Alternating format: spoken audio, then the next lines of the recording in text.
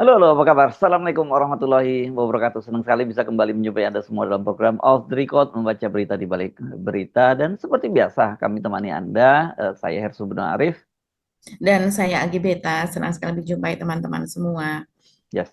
Oke, bagi kalau kita lihat sekarang ya di media sosial, terutama juga di berita di pemberitaan tuh Mhm. rame banget ternyata sidang Komisi Informasi Pusat ya, yang menghadirkan Betul. Mhm. yang menghadirkan UGM, kemudian KPUD Mhm. Surakarta, Polda Metro Jaya, dan satu Ya. lagi apa Pak yang dihadirkan? Polda Metro Jaya sudah ya. Hmm. KPU Ya. ada tiga, Oh Mas iya, Hersu. KPU ada tiga ya.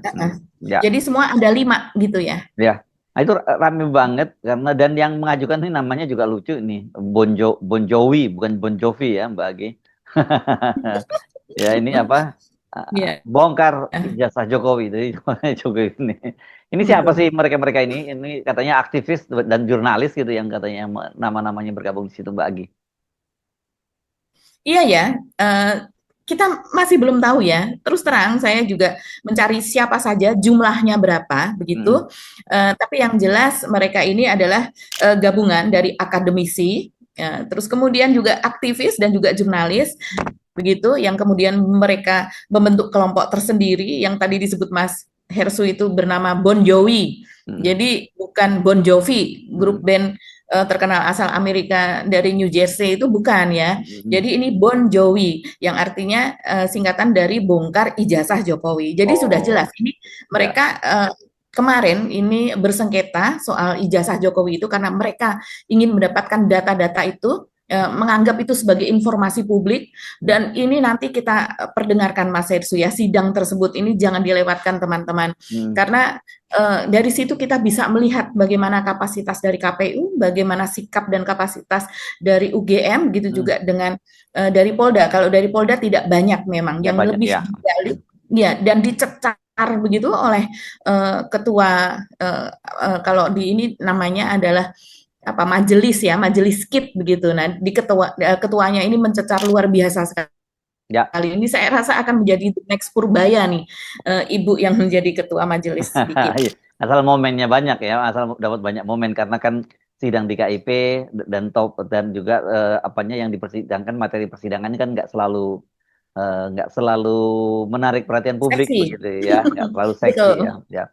Oke, tapi saya kira yang memang fokus kita tentu yang paling banyak disoroti adalah KPUD Surakarta ya, Mbak, dan juga UGM ya, Ya, karena betul. jadi pertanyaan publik sekarang ternyata ijazah apa dokumen-dokumennya Pak Jokowi itu sudah dimusnahkan katanya begitu ya. Karena sesuai dengan regulasinya itu memang boleh dimusnahkan. Itu yang jadi menarik dan menimbulkan kecurigaan. Ada apa kok dimusnahkan kan begitu, dan UGM juga kelihatan sekali kok nggak siap sebagai sebuah institusi besar. Jadi ini makin kalau dari sisi UGM persidangan ini makin memperburuk citra UGM tuh, dan ini Mhm. saya kira para alumni harus pada marah ini kan. Kenapa kok kampus yang sangat besar itu yang sangat selama ini dibanggakan tapi ternyata pengelolaan administrasinya seperti itu gitu ya Mbak Agi ya. Apakah gara-gara ingin melindungi seseorang kemudian jadi berantakan banget gitu ininya SOP-nya yang ada di UGM gitu. Betul. Jadi yang disebutkan oleh Mas Ersu, coba kita lihat satu persatu ya. Yes. KPU ini kan KPU Kota Surakarta, kemudian KPU Provinsi DKI Jakarta, dan Hmm. kemudian KPU RI atau KPU Ya. Pusat Hmm. begitu. Nah, yang paling disorot ini memang KPU Kota Surakarta atau Yes. KPUD, yaitu di mana petugas yang dikirim oleh Hmm. pihak KPU Surakarta ini yaitu apa namanya ya, petugas pengelola informasi dan dokumentasi begitu ya Mas Hirsu ya, Hmm. PPID itu Hmm. menjelaskan ketika ditanya oleh majelis hakim, dia mengatakan bahwa sudah dimusnahkan begitu Hmm. berkas-berkas Jokowi, yaitu berupa ijazah, salinan ijazah Jokowi dan sebagainya gitu. Jadi misalnya berkas pendaftaran apa dan sebagainya itu sudah tidak ada. Ini membuat pihak hakim terkejut begitu dengan suara yang tegas dan tinggi, mempertanyakan ini memangnya peraturannya bagaimana Hmm. begitu. Apalagi apa namanya, kalau menurut hakim itu seharusnya sampai 5 tahun Mas Hersu. Hmm. Jadi majelis ini mengupas kejanggalan prosedur KPU soal apa namanya kalau mau dimusnahkan itu kan ada suratnya begitu Mas Hersu. Jadi ada semacam surat perintah dan kemudian juga di situ ada kejelasannya, alasannya kan biasanya seperti itu. Nah, sementara mereka ini mengatakan bahwa masa retensi atau tenggang waktu untuk kearsipan itu 1 sampai 2 tahun. Untuk lebih jelasnya karena ini sifatnya teknis ya Mas Hersu, takut salah, coba kita dengarkan saja videonya. Ya. Ini 27 saya mengirim surat. Ya, kan surat keberatan di 27 Ya. Agustus kan? Tanda terima dari ke Surakarta, dia catatkan keberatannya tanggal 29 Agustus. Oke. Tapi mereka baru menjawabnya tanggal 29 September. Tadi pihak termohon menyatakan 27 Agustus itu apa tuh? Ada yang merespon 27 Agustus?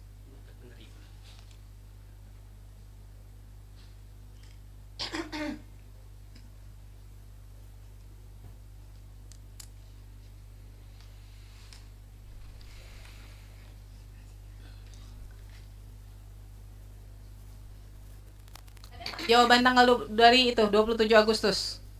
Tidak ada. Nggak ada. Gimana nih KPU Surakarta? Katanya ada 27 Agustus. 27 Agustus Tanggal apa? 27 Agustus itu proses meregister, Ibu. Kita register di PPID. Kota Surakarta KPU-nya nggak pernah dapat sosialisasi tentang keterbukaan informasi ya?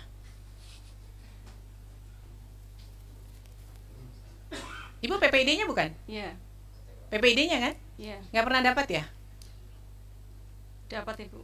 Kenapa kok menjawab suratnya sampai 1 bulan baru Ya, itu direspon? karena baru kami baca, baru kami terima. Nggak bisa ada alasan Ibu. Jadi Iya, terkait permohonan informasi, kenapa pentingnya keterbukaan informasi, pentingnya undang-undang KIP itu untuk memangkas birokrasi yang selama ini bertele-tele. Nggak perlu tuh nunggu sampai sebulan, 2 bulan, atau bahkan untuk waktu yang tidak terhingga. Di situ undang-undang jelas 10 hari harus direspon. Jadi nggak ada alasan, masa sekelas KPU nggak buka email sih? Ya dibuka Ibu, karena terbuka itu kemudian ada yang kelewatan itu baru sampai di PPID. Ini 1 bulan loh, kemudian keberatan 27 Agustus dikirim keberatan, 1 bulan kemudian juga baru direspon tuh keberatannya 29 September. Iya, karena kami mengacu karena itu sebagai jawaban atas keberatan sesuai dengan keberatan menurut peraturan KIP kan 1 sampai 30 hari Ibu. Iya betul 30, tapi kan nggak mesti dijawab 30 hari juga ya. Jangan prinsipnya kalau bisa diperlambat kenapa harus dipercepat. Ini jadi prinsipnya begitu deh. Kan 30 hari itu udah batas akhir. Kalau bisa 2-3 hari direspon kenapa enggak gitu loh. Berkas pendaftaran salinan legalisir ijazah? Izin mungkin meluruskan dulu untuk pemohon untuk KPU Surakarta ya, bukan KPU Solo. Iya KPU Surakarta. Surakarta ya. Untuk yang permohonan terkait yang kedua ya Ibu ya, yang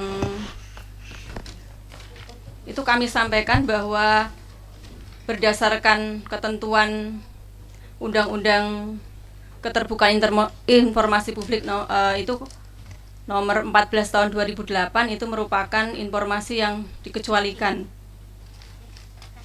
Yang mana? Yang nomor 1? Berkas pendaftaran? Iya. Ibu pakai hasil uji konsekuensi mana? Di pengecualiannya pakai apa? Pakai Undang-Undang KIP yang nomor 14 tahun 2008. Hasil uji konsekuensinya siapa yang buat? Uji konsekuensi kemarin sedang Udah dibuat belum?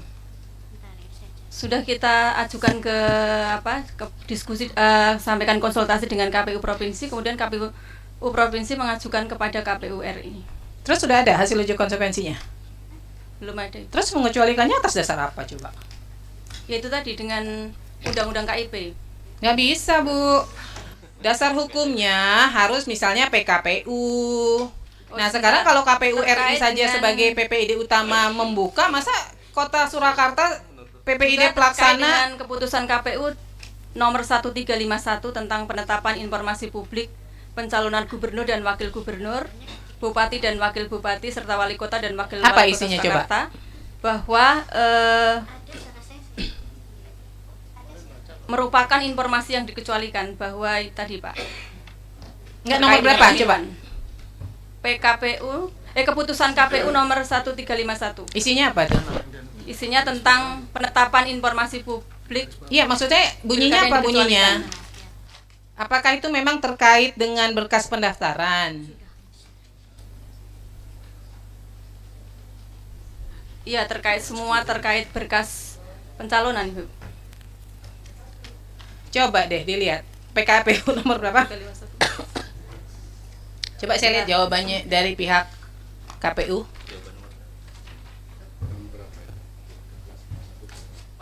Ini udah jawabnya lama, 2024.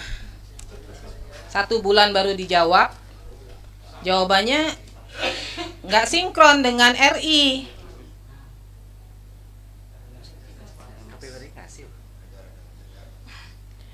Berdasarkan keputusan Komisi Pemilihan Umum nomor 1351, itu apa coba? Saya mau dengar bunyinya apa? 1351 itu bunyinya apa?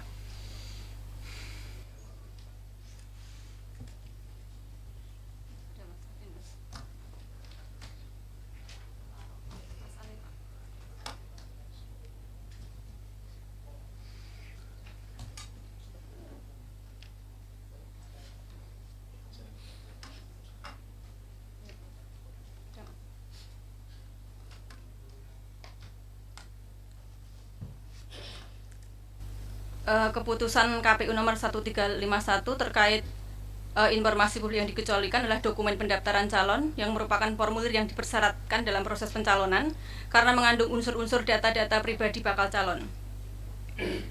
Dan untuk capaian kepentingan publik untuk membuka informasi dan sebagian informasi tersebut dapat berupa menghitamkan ini. Kan ada tuh poin tambahannya berupa menghitamkan. Berarti kan bisa dibuka, cuman menghitamkan informasi yang berisi informasi dikecualikan.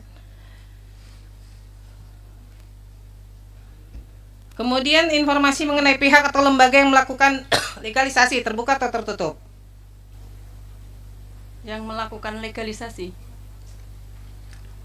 terbuka. Kemudian tanggal dan nomor agenda masuk nomor ijazah ke KPU saat proses pendaftaran. Ya, ini tadi yang dari pertanyaan itu kan sudah sesuai dengan JRA-nya buku agenda kami musnah, sesuai dengan jadwal retensi arsip buku agenda. Emang masa retensi penyimpanan arsipnya berapa lama? Kalau buku agenda sesuai dengan PKPU 17 tahun 2023 itu 1 tahun aktif, 2 tahun inaktif. Sebentar. 1 tahun penyimpanan arsip 1 tahun? Ya, Yakin? karena beda-beda. Ya, buku agenda kan tuh agenda Kan harusnya mengacu ke undang-undang kearsipan ya, itu minimal 5 tahun loh. Minimal. Masa sih 1 tahun arsip dimusnahkan? Pengunjung Ini kan harap aturan tenang ya. dari PKPU ya Ibu ya, PKPU-nya KPU RI yang mestinya merujuk pada JRA PKPU nomor berapa coba yang 17 menyatakan dimusnahkan? tahun 2023. Jadi ada arsip yang bersifat musnah dan tetap. Nah, ini termasuk agenda surat itu termasuk yang musnah.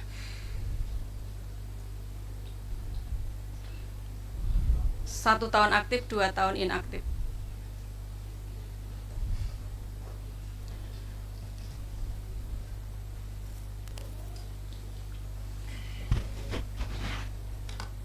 Pak, memang yang dari KPU RI memang di ketentuannya begitu ya? 1 tahun langsung dimusnahkan begitu? Iya, mohon izin Ketua. Jadi di PKPU nomor 17 tahun 2023 itu memang peraturan KPU terkait dengan jadwal retensi arsip. Cuma kami kan belum mempelajari karena ini di luar tusi kami. Nanti kami akan dalami lagi, Pak. Izin. Karena ini itu dokumen negara loh. Dokumen negara kok ada yang namanya arsip dinamis. Jadi selama itu masih berpotensi disengketakan itu tidak boleh dimusnahkan. Ini paling seru yang ini, Mbak. Video ini, waduh, rame banget. Karena orang bagaimanapun menimbulkan spekulasi yang luar biasa ya. Dan saya membayangkan ini ya, sebagai orang awam, kan kalau namanya pilkada itu kan hanya 5 tahun sekali, dan kemudian yang ikut juga nggak banyak sekali. Jadi dokumennya seberapa banyak sih kemudian kenapa harus dimusnahkan dan pertimbangan apa begitu. Karena apalagi kalau dari sisi kesadaran secara historis gitu, Mbak Agi ya.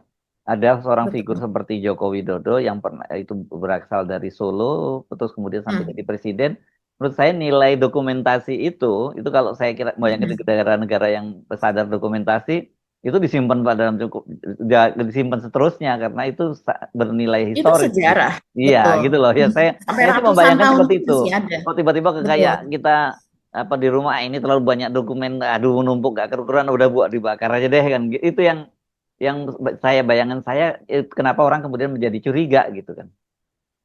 Iya, dan sangat curiga Mas Ersu karena Ya. sudah sangat jelas hakim menanyakan soal berita acara pemusnahan.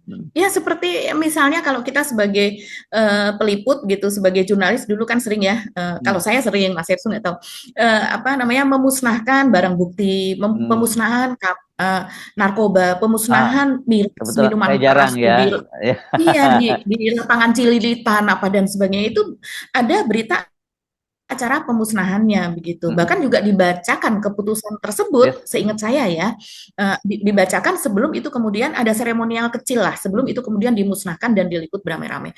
Nah ini ketika ditanyakan kepada PPID tersebut, dia tidak bisa menjelaskan, menunjukkan, dan tidak ada berita acara pemusnahan tersebut. Jadi siapa, berdasarkan undang-undang yang mana, peraturan yang mana, dan perintah siapa begitu. Kalau seandainya seharusnya dari situ kan jelas, yang tanda tangan juga ada kalau yang namanya berita acara, siapa yang bertanggung jawab. Dan aturan yang menjelaskan soal retensi tadi, yaitu masa penyimpanan arsip tadi, ternyata juga berbeda. Nah itu yang menjadi masalah. Majelis Hakim mengatakan seharusnya di daerah mengikuti yang ada di pusat, yang ada di RI, dia katakan seperti itu. Kok aneh ya, SOP-nya untuk RI dan kemudian untuk provinsi dan kemudian untuk daerah kok berbeda-beda gitu.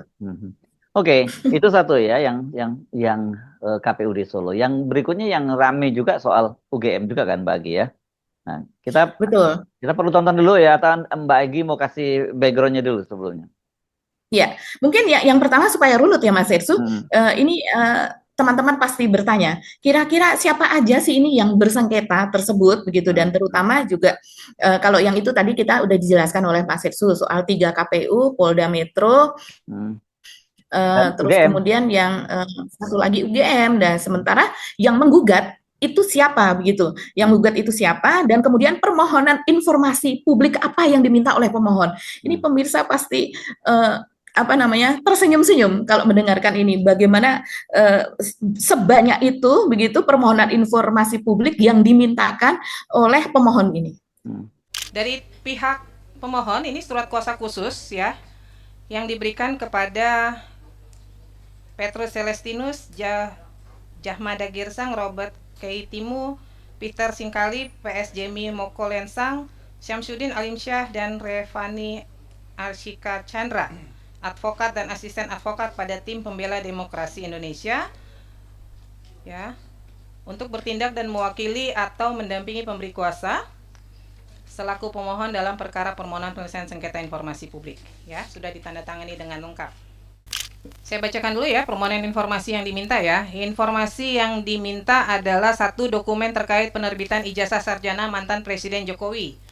1.1 ijazah asli, 1.2 salinan ijazah asli, fotokopi dan scan warna, 1.3 transkrip nilai, 1.4 kartu rencana studi dan kartu hasil studi setiap semester, 1.5 laporan kuliah kerja nyata dan atau KKN, 1.6 laporan tugas akhir atau skripsi yang diserahkan sebagai bukti kelulusan, 1.7 surat tugas pembimbing dan berita acara sidang tugas akhir, 1.8 SK yudisium, bukti pendaftaran yudisium dan buku wisuda.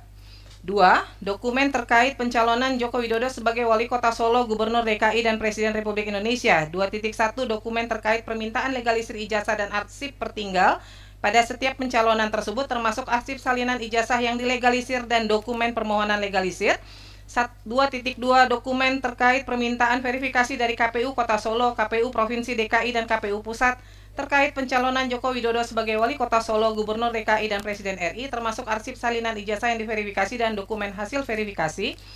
3. Prosedur dan kebijakan resmi UGM tentang 3.1 kurikulum yang berlaku pada masa yang bersangkutan studi, 3.2 SOP dan aturan DO pada masa yang bersangkutan studi, 3.3 SOP dan aturan KKN pada masa yang bersangkutan studi, 3.4 SOP dan aturan sidang pada masa yang bersangkutan studi, 3.5 SOP dan aturan pendaftaran wisuda pada saat yang bersangkutan studi, 3.6 SOP penanganan data akademik termasuk berkas yang dihasilkan pada setiap alur proses akademik, 3.7 SOP penyerahan, pengelolaan, dan publikasi skripsi di perpustakaan. 3.8 SOP dan aturan peminjaman akses skripsi yang tersimpan di perpustakaan. 3.9 SOP dan aturan legalisasi ijazah legalisasi ijazah pada masa permintaan legalisasi. 3.10 SOP penanganan permintaan verifikasi ijazah oleh pihak eksternal seperti KPU, Bawaslu, penyidik, pengadilan pada saat permintaan diajukan. Benar ya itu permohonannya ya. Ini alasan minta informasinya apa, Pak?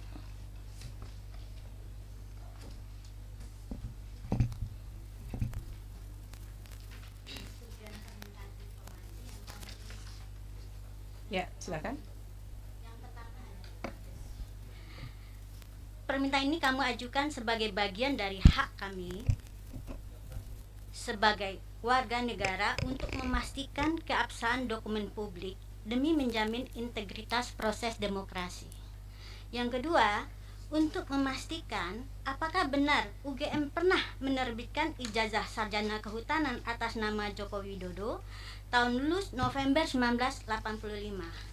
Yang ketiga, untuk memastikan apakah proses penerbitan ijazah tersebut telah sesuai dengan peraturan perundangan dan peraturan akademik Fakultas Kehutanan UGM yang berlaku pada masa itu.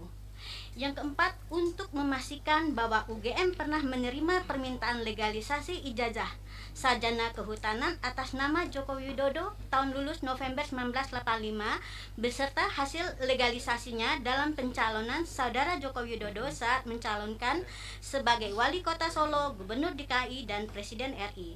Yang kelima, untuk memastikan apakah pihak UGM benar pernah menerima permintaan klarifikasi atau verifikasi dari pihak lain seperti Komisi Pemilihan Umum, Bawaslu, penyidik terkait ijazah atas nama Joko Widodo tersebut yang digunakan sebagai persyaratan untuk menjadi calon wali kota Solo tahun 2005, calon wali kota Solo tahun 2010, calon gubernur DKI Jakarta tahun 2012, dan calon presiden RI tahun 2014 dan 2019 beserta hasil verifikasinya. Yang keenam, untuk memastikan apakah UGM sudah melakukan proses legalisasi ijazah dan verifikasi ijazah atas nama Joko Widodo tersebut dengan proses yang benar dan hasil yang benar. Baik, kemudian PPID UGM menyatakan sudah merespon. Suratnya seperti ini responnya, benar? Iya. Tidak ada kopnya? Tidak ada, karena di email ya. Ya, kirimnya ke email begini aja. Ada email, ada versi yang dengan kop. Ada nggak yang versi dengan kopnya? Yang versi ada kop yang seperti Ada ini. ya? Coba Majelis lihat. Itu yang surat keberatannya saya. Yang permohonan ada nggak? Ada mana ya, Rere? Oke. Ya. Memang menarik ini Mbak Agi ya, menarik sekali.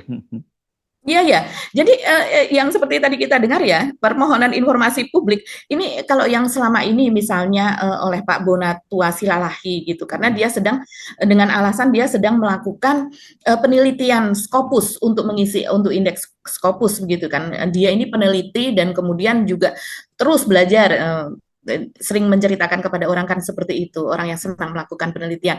Dengan alasan itu, maka dia kemudian memintakan data-data tersebut. Data-data mana sih di Indonesia ini yang memang dapat dilihat oleh publik, yang memang terpapar begitu, yang transparan oleh publik sehingga publik dapat menilai.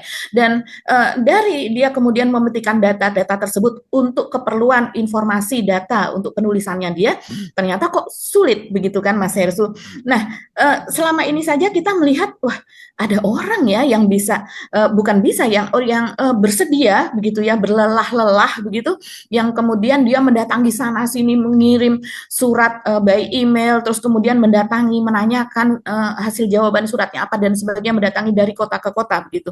Nah, ini yang satu ini organisasi Bon Jovi tadi ya Mas Hersu, permintaannya banyak sekali seperti yang disebutkan tadi. Jadi tidak hanya sekedar ijazah, tidak hanya sekedar transkrip, tidak hanya sekedar ini, tapi juga misalnya yudisium gitu ya, surat yudisium kan biasanya kalau di yudisium diumumkan di situ begitu, dan kemudian juga wisudanya begitu ya, surat-surat yang berkaitan dengan wisudanya, dan juga sampai ke kartu rencana KRS, kartu rencana KRS dan studi KHS, KRS, KHS. dan KHS itu juga ditanyakan kartu perpustakaannya. Biasanya kita kalau sudah mau lulus itu kan memang kita menghubungi perpustakaan, kita nggak ada utang buku lagi, begitu. Artinya kita sudah free. Beberapa universitas memberlakukan lulus tapi dengan menyumbang buku, 2 buku misalnya, sering disebut judulnya, sering juga tidak, bebas seperti. Nah, itu ternyata ya begitu ya. Pertanyaannya sangat-sangat detail banget seperti yang tadi disebutkan. Nah, yang menarik lagi Mas Herso, itu Ketua Majelis Hakim ini mencecar UGM soal kop surat dan tanda tangan. Ya. Ini yang juga viral Mas Herso, yaitu bagaimana UGM ini menjawab surat begitu ya, dari surat dari lembaga resmi seperti Komisi Informasi ini, dan kemudian menjawabnya dengan surat tanpa kop. Ya. Tanpa kop UGM dan juga tanpa tanda tangan. Bagaimana sebuah institusi yang kredibel, yang besar, yang sudah berusia kalau dibandingkan universitas lainnya kan termasuk yang tertua begitu, bisa melakukan hal seperti itu, menjawab tanpa ada keterangan siapa yang menuliskan, siapa yang bertanggung jawab, dan bahkan tanpa kop surat. Coba kita dengarkan. Kenapa Pak nggak pakai itu? Ini kan institusi resmi badan publik ya, harusnya kan merespon surat harus pakai surat resmi yang kemudian entah di scan, entah di itu baru direspon ya.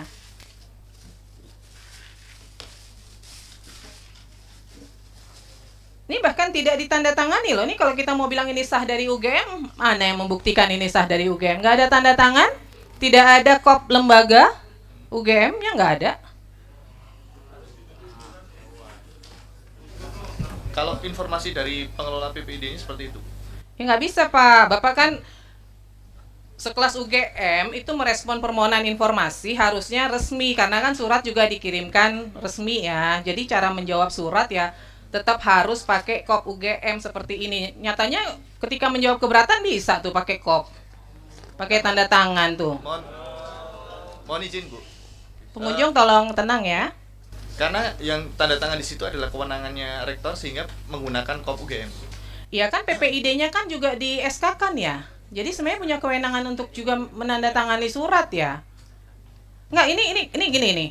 Ini kalau surat begini bisa nggak ini dinyatakan surat resmi? Kalau by emailnya resmi UGM? Bukan soal by email, persoalannya surat ini kan dikirim ke lembaga gitu loh. Maka ketika itu respon dari lembaga, dia harus pakai kop surat lembaga dan harus ditandatangani. Ini kan tidak ditandatangani nih. Gitu loh. Jadi ibaratnya di PPID itu siapa aja bisa merespon begitu loh. Kan nggak bisa dong. Kan ada di situ ada ditunjuk yang bertanggung jawab. Ini sekarang kalau surat gini nih siapa yang bertanggung jawab nih? Nggak bisa kan? Nggak ada yang nanda tangan loh surat ini. Gitu loh. Hanya ditulis pejabat pengelola informasi dan dokumentasi. PPID kan banyak. Bukan hanya satu orang. Ya kan? Ini jadi catatan ya buat UGM ya. Surat resmi harus direspon dengan resmi, nggak bisa sembarangan. Oke, jadi kita bisa melihat ya. Itu dia yang saya sebutkan tadi. Ini harus marah ini para alumninya. Ini kalau kemudian kampus dia mereka yang sangat bangga dikelola seperti ini gitu loh ya. Tapi kemudian orang mencurigai ini jangan-jangan sebenarnya UGM tuh bagus, pengelolaannya tetap bagus, tapi gara-gara si itu tuh jadinya jadi berantakan ini karena harus melindungi si itu jadi acak adut begitu gitu. Iya ya Mas Hersu, itu tadi cecaran hakim kepada UGM itu belum ada apa-apanya Mas Hersu. Maksudnya? Jadi masih ada lagi itu soal SOP, Standard Operation Procedure gitu. Iya, soal SOP yang dimana ini berubah begitu kan keterangan seperti yang misalnya dimintakan oleh Roy Suryo ketika itu, dimintakan juga oleh Rismon kepada UGM gitu. Ini kok di universitas lain di teknik ini bisa dimintakan data-data begitu tentang alumni, sementara kalau di Fakultas Kehutanan kok tidak bisa begitu. Nah, terus kemudian jawabannya karena ini kan beda Mbak, ini kan hutan belantara jadi susah nyarinya gitu loh. Iya, seperti itu ya. Dan itu yang dipersoalkan oleh hakim. Dan jadi Ketua Majelis Hakim ini mencecar UGM soal SOP salinan ijazah misalnya.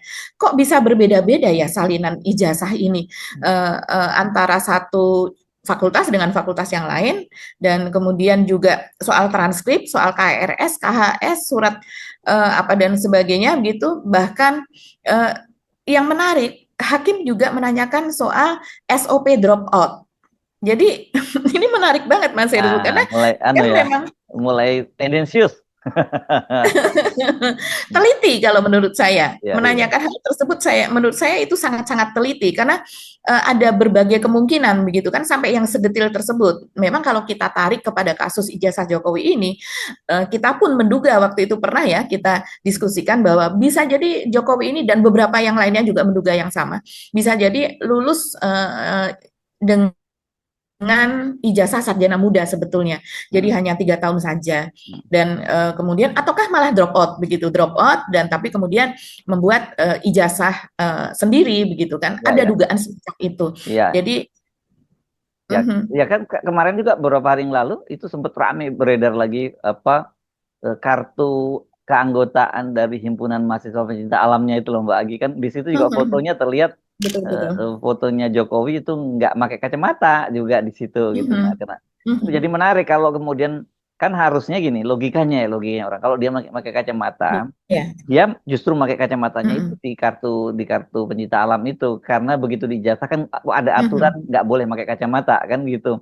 Nah ini yang terjadi di kartu pencinta alamnya, dia nggak pakai kacamata, tapi kenapa ketika kemudian ijazahnya dia malah pakai kacamata yang harusnya nggak boleh kan gitu, yang jadi saya tadinya juga saya dikirimi juga itu kopi dari kartu pencinta alamnya Pak Jokowi. Jadi artinya sebenarnya sejauh ini kalau kita melihat itu benar Pak Jokowi memang pernah kuliah di UGM tuh clear ya kelihatannya Mbak Agi ya. Karena ada SPP-nya, ada macam-macamnya sebagainya gitu, termasuk kartu pencinta alamnya. Cuman lulusnya ini yang masih jadi misteri sampai sekarang kan gitu. Apa sarjana atau kalau lulus sarjana muda dan sebagainya tadi gitu. Mengingat kita juga kaitkan lagi dengan transkrip nilainya yang pada waktu itu dipaparkan oleh Bareskrim Mabes Polri, kan angka itu agak aneh kalau dia bisa kemudian dinyatakan lulus tapi dengan angka seperti itu gitu. Nilai-nilai seperti itu maksud saya. Iya betul. Jadi ini kan nanti ini sebuah puzzle besar gitu ya. Nantinya pasti akan ketemu dan membentuk sebuah gambaran besar, dan yang miss-nya itu ada di mana. Dan ini betul-betul ya gugatan dari Bon Jovi ini luar biasa, kita perlu apresiasi. Diam-diam tapi kemudian mereka melakukan gebrakan yang seperti ini, dan Bon Jovi ini kabarnya baru terbentuk pada bulan Juli 2025 Mas Hersu. Jadi ini menarik sekali, dan pada catatan pada yang ada di link dari Komisi Informasi Pusat, di situ tertulis ini sengketa ini adalah antara Leoni ini mungkin mewakili para aktivis akademisi begitu ya, dan wartawan, Leoni versus 5 pihak itu tadi. Begitu. Oke. Nah, yang UGM bisa dilanjutkan lagi Mbak Agi, yang UGM-nya yang poin yang yang tadi. Baik. Ya, ada lagi yang menarik Mas Hersu, yaitu soal pihak pemohon ya, jadi dari pihak Leoni dan kuasa hukumnya ini mencecar bahwa pihak UGM tidak memiliki standarisasi atau lagi-lagi SOP itu dalam penyerahan skripsi atau permintaan legalisir ijazah. Jadi bahkan ijazah-ijazah itu kan yang selama ini diberikan dari KPU ya, yang sudah diterima oleh Bonatua misalnya, yang kemudian diberikan kepada Roy Suryo, itu ada beberapa yang ditutup kan Mas Hersu. Ada beberapa yang ditutupi, dan kemudian jadi ini rupanya soal legalisir ini, apakah legalisir ini dengan cara menunjukkan ijazah asli? Kalau kita umumnya gitu, saya dulu saya melegalisir adalah dengan cara saya membawa fotokopi dan juga ijazah asli yang pasti ada di tangan saya. Dan kemudian keduanya itu petugas di kampus melihatnya apakah ini sama, betul-betul sama begitu, otentik keduanya, baru kemudian ditandatangan dan kemudian dicap gitu kan. Nah, sementara di UGM ini sepertinya tidak ada SOP atau standarisasi soal tersebut, yaitu soal penyerahan skripsi dan juga permintaan legalisir ijazah, sehingga dinilai antara legalisir yang satu dengan yang lainnya dari ijazah Jokowi yang diserahkan kepada KPU itu bisa sama bisa berbeda. Coba kita dengarkan ini. Baik, dari pihak UGM menjawab ijazah asli tidak dalam penguasaan karena dalam penguasaan yang bersangkutan. Kemudian salinan ijazah asli tidak dalam penguasaan, saat ini dalam penguasaan Polda Metro Jaya untuk proses hukum.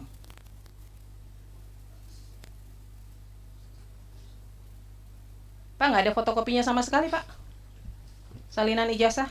Jadi ketika diserahkan ke Polda Metro Jaya, terus UGM nggak punya salinan sama sekali gitu. Kalau yang diserahkan adalah salin fotokopi yang dari kertas lama.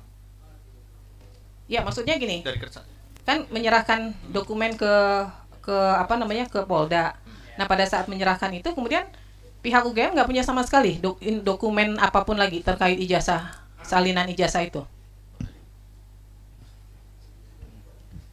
Iya, yang kita serahkan ke Polda itu yang salinan yang asli gitu Ibu gitu ya. Iya, salinan asli. Nah, Fotokopi yang lain nggak ada?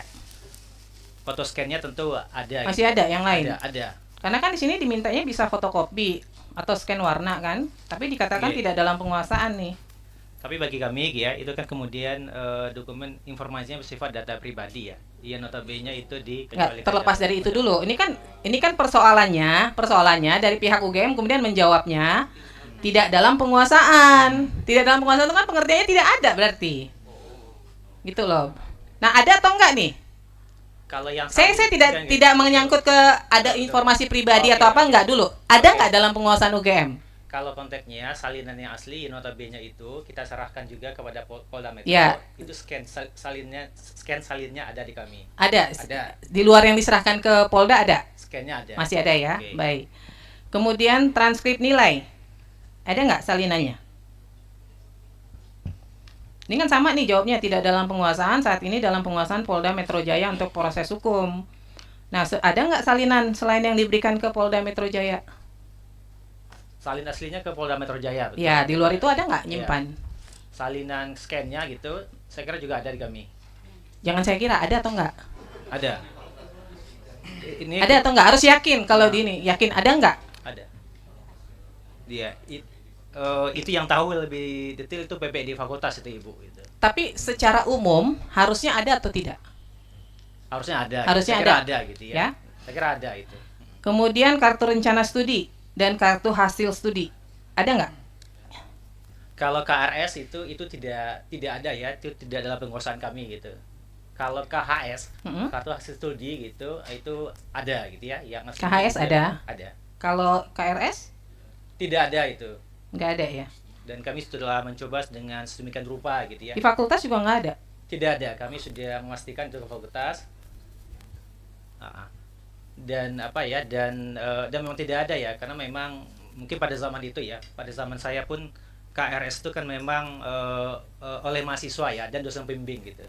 Dan kami sekali lagi telah mencoba mencari sedemikian rupa dan itu memang tidak ada ya. Jadi Tapi biasanya bukannya kalau mahasiswa mau per semester itu dia harus buat KRS-nya ya? Berapa SKS yang dia ambil? Iya, di mahasiswanya. Nah, itu di tidak mahasiswanya didokumentasikan ada, gitu oleh perguruan oleh fakultas. ya. Nah, sejauh yang kami cari gitu ya, koordinasi juga dengan PPD fakultas, itu sampai sekarang kami sudah mencoba sedemikian rupa gitu, Ibu, itu tidak ditemukan. Tidak ditemukan. Memang pada saat itu kan memang sistem dokumentasi kan belum seperti yang saat ini ya. Kira-kira itu kalau yang. Tapi KHS-nya ada ya? KHS-nya ada. Laporan kuliah kerja nyata?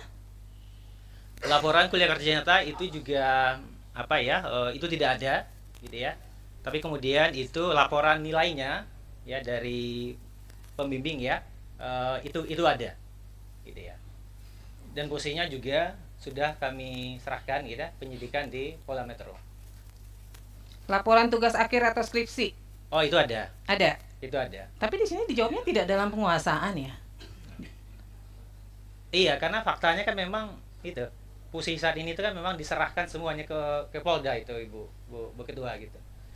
Jadi memang tidak. Jadi sebenarnya jawabnya bukan tidak dalam penguasaan, Okay. ya, karena kan ini informasinya semua memang produknya UGM. Berarti dia ada dalam penguasaan UGM. Tapi cara menjawabnya adalah sedang dalam proses di sengketa lain di Polda Metro Jaya, misalnya begitu. Pengertian tidak dalam penguasaan itu produk dari institusi lain yang memang tidak ada di UGM gitu loh. Ini kan pengertiannya jadi bias nih, masa sih laporan KKN, laporan tugas akhir tidak dalam penguasaannya UGM gitu loh. Surat tugas pembimbing dan berita acara sidang ada, tapi sedang dalam penguasaan Polda Metro Jaya, Betul. ya kan? Iya. Berarti ada kan? Kemudian SK Yudisium ada ya? Bentuknya dalam daftar nilai ya. Oke. Surat SK Yudisium, bukti pendaftaran Yudisium bukan nilai dong. SK Yudisium kan yang berhak untuk di Yudisium pada masa itu ya. Mohon izin ya. Ya. Jadi kalau di fakultas pada masa itu memang sistemnya bukan bentuknya SK. Kalau dipersamakan dengan sekarang tentu akan berbeda ya. Karena di masa itu memang di Fakultas Kehutanan bentuknya adalah daftar nilai yang dipergunakan untuk yudisium. Memang ada keterangan seperti itu di dalam dokumen itu. Nah, saya mau tanya karena kami pada sidang berikutnya ingin memeriksa semua informasi yang dikuasai oleh UGM ini, ya kan? Pemeriksaannya akan dilakukan secara tertutup. Tapi ini semuanya ada, saat ini ada nggak dokumennya? Ya, kalau spesifik namanya SK memang bukan SK, tetapi berkaitan dengan yudisium itu ada. Bukan hanya SK Yudisium, tadi nih yang saya bacakan semua nih, 1, 2, itu 3, 4, 5, 6, 7, 8 item. Ada semua ya? Ya, nanti kalau di persidangan berikutnya bisa dihadirkan ya? Ya, ada semua. Makanya kemudian kami yakin ya dengan status Pak Jokowi di kami. Ada Bu. Ada Ketua. ya? Ada. Nah, ini SOP memang nggak pernah ada ya? Oke, kalau SOP ya, SOP dalam artian prosedur yang kita maknai saat ini itu memang tidak ada pada zaman itu. Jadi pada saat itu ya proses aturannya itu dalam bentuk buku panduan.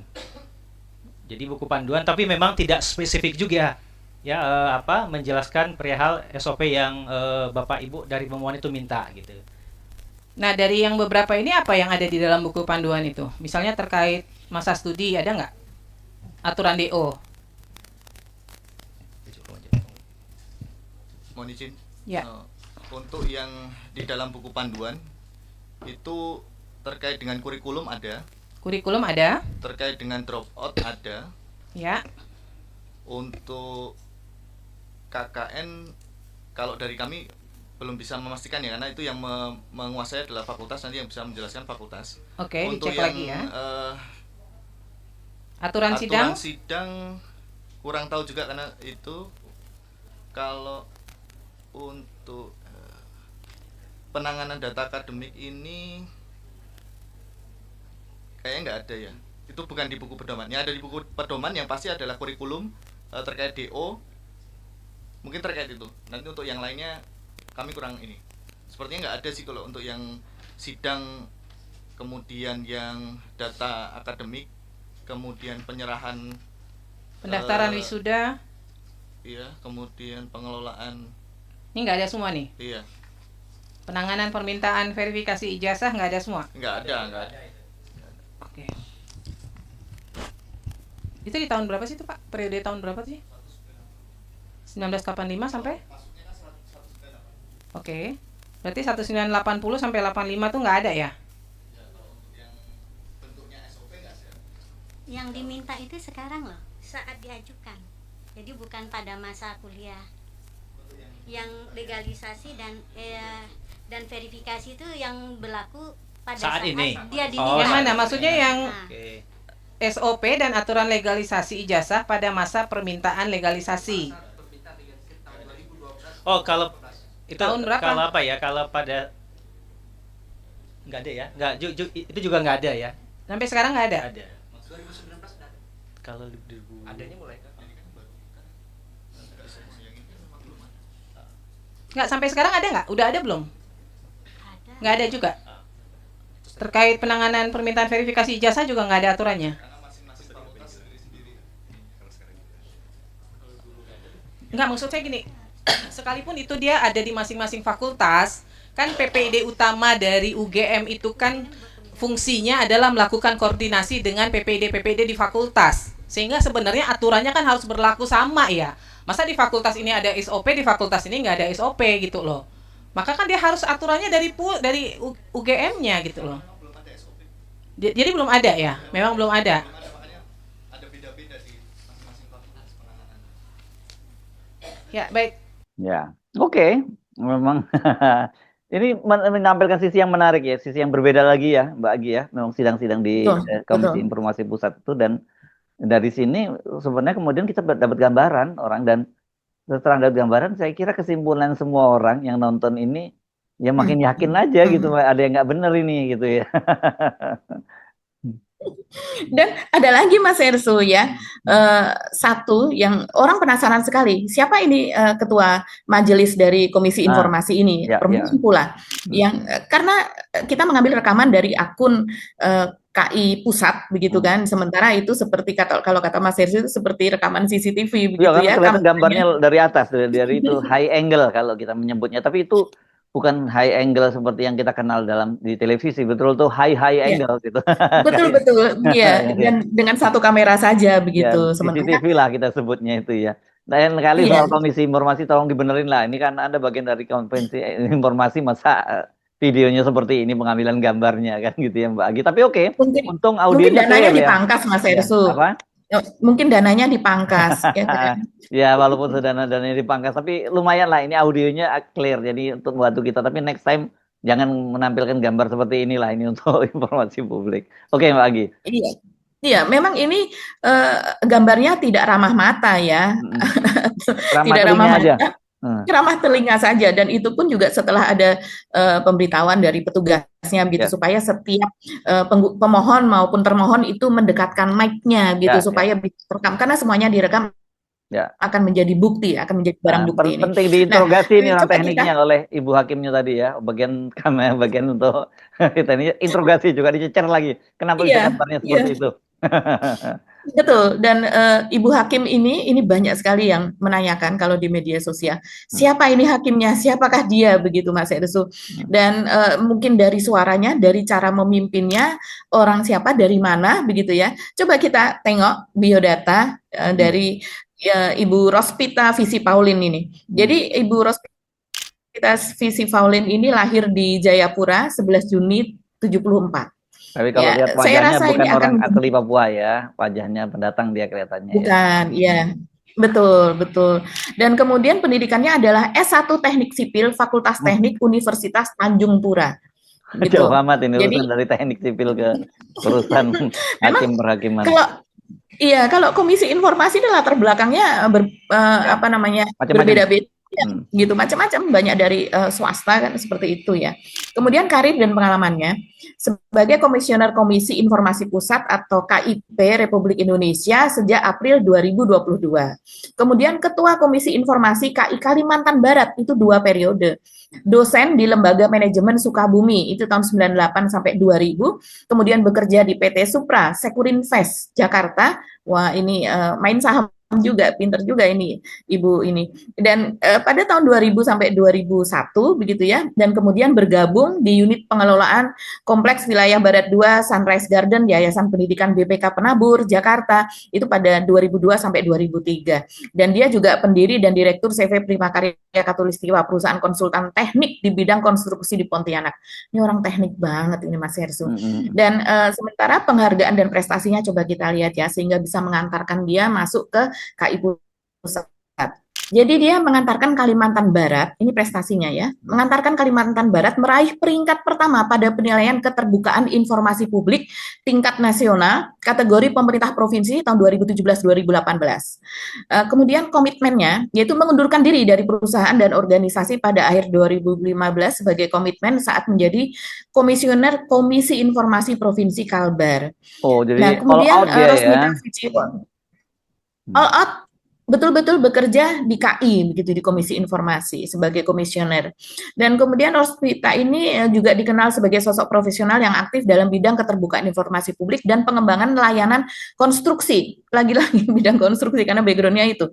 Dan memiliki latar belakang akademis, pengalaman kerja yang luas di berbagai bidang serta itu seperti itu. Saya ini mengutip Mas Hersu dari Bengkulu Tribun News. Jadi Kalau kita melihat dari cara berbicara yang straight to the point, suaranya keras, terus kemudian tidak mau bertele-tele, ya ada atau tidak begitu ya ketika mencecar pihak UGM gitu, apakah mereka memiliki salinan ini apa dan sebagainya, terutama soal transkrip nilai dan sebagainya, benar-benar nih orang teknik nih. Orang teknik ya.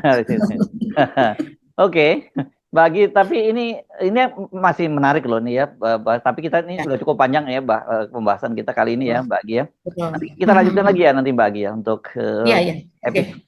episode berikutnya ya. Dari situ dari dialog-dialog tadi kan Anda udah bisa mengambil kesimpulan, dan saya kira sama dengan para netizen yang sejak kemarin memang heboh banget setelah menyaksikan video-video ini. Ya, Mbak Agi ya. Kita mohon pamit dulu, sampai jumpa lagi di episode berikutnya. Saya Hersbun Arif. Dan saya Gibeta, terima kasih atas perhatian teman-teman. Wassalamualaikum warahmatullahi wabarakatuh. Wassalamualaikum warahmatullahi wabarakatuh.